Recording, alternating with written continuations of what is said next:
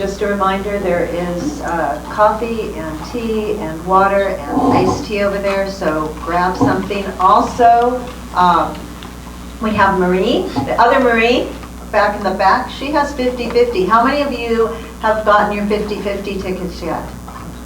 Oh, not too many. Okay, the rest of you, you need to get your 50/50 tickets, okay? Maria's back there. Please make sure you go get them.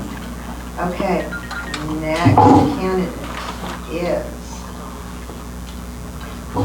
Okay, guys, sorry, my very favorite candidate. I'll let the rest of you guys Tim McCarthy.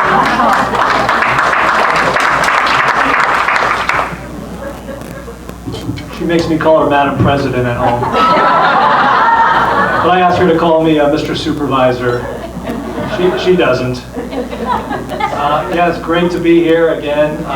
Been to a lot of these, not for speaking, but for participating. And you guys are the activist arm of the Women's Republican. So it's great to be here.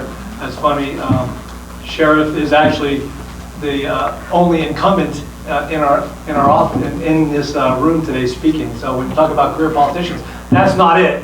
But to all of us, he is the most experienced.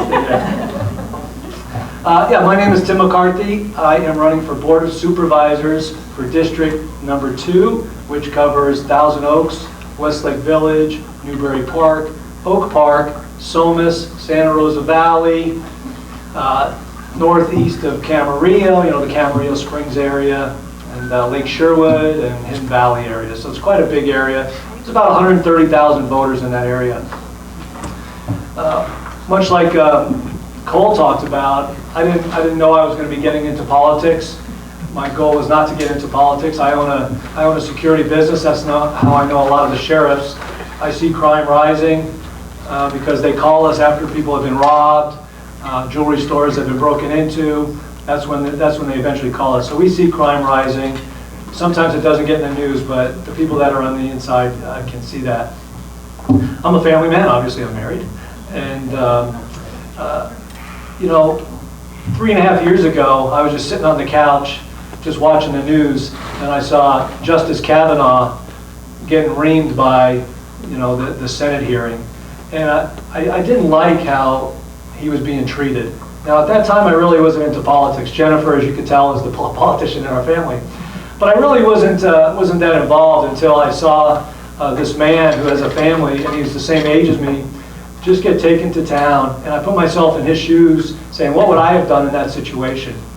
And I got very angry and very frustrated. The next day, I made 9 signs, kind of the normal stuff like term limits and border security and support our police and school choice, all those things that we would normally talk about as Republicans.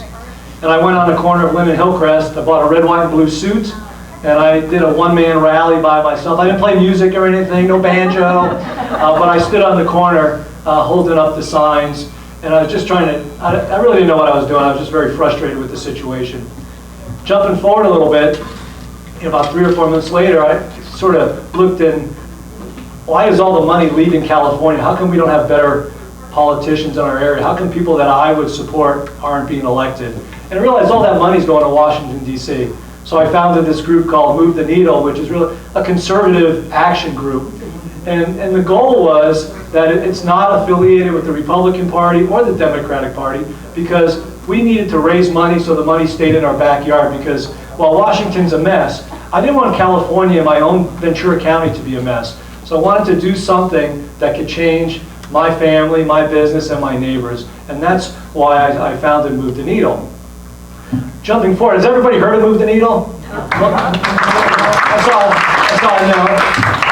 But Move the Needle, basically, if you saw rallies off the 101 and Lynn Overpass, right? That was Move the Needle started all that. So we called into the Board of Supervisors. We became the activist arm in Ventura County to push back against really the Board of Supervisors in the city of Thousand Oaks. As James mentioned, election integrity is very important.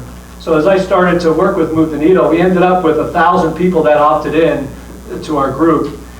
But as we were screaming at everybody and trying to get people to listen that were politicians, nobody really cared what we had to say. We were just screaming and no one listened. That's when I realized we had to get on the inside. We can't just keep pushing from the outside. I asked a few people if they'd run, but most people don't want to run. I can tell you why. But I kept looking in the mirror and I realized, why are you asking other people to run when really you're being called to do this? So I decided to run for Board of Supervisors, and I chose the Board of Supervisors to start off with because just before the Secretary of State, the Board of Supervisors has election integrity as part of their responsibility. So I thought I could change our local elections here. I may not be able to change the state, but with Ventura County, and then you'll hear from Jeff in a little bit, there are things we can do locally here to make sure that our backyard is protected. Now don't get me wrong, I don't mind losing a fair fight. It doesn't bother me at all. But I don't want to lose a fight that's been stolen or cheating. That's just unfair, not just for myself, but everybody that puts the hard work in there. When you start peeling back the onion on the Board of Supervisors, they control the budget to the sheriff, right? I'm a big fan of the blue line, right? Most of our rallies at the beginning were to support the police when the citizens were turning on them, right? They were all for BLM and people walking, but nobody was getting the back of the police. Well, Move the Needle stood up and got the back of the police. And a lot of our rallies at the beginning were to support people like the sheriff and all the other deputies that are there. So money is one of them. They control fire, the fire department.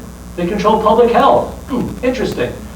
Those are the ones that forced you to have to, I don't want to say forced you because nobody really forced you to, but made it very, very difficult not to put a mask on, right? So when I'm sitting down saying, who's making me put a mask? Who's coming into my business and saying I have to have my employees mask up? That was the Board of Supervisors.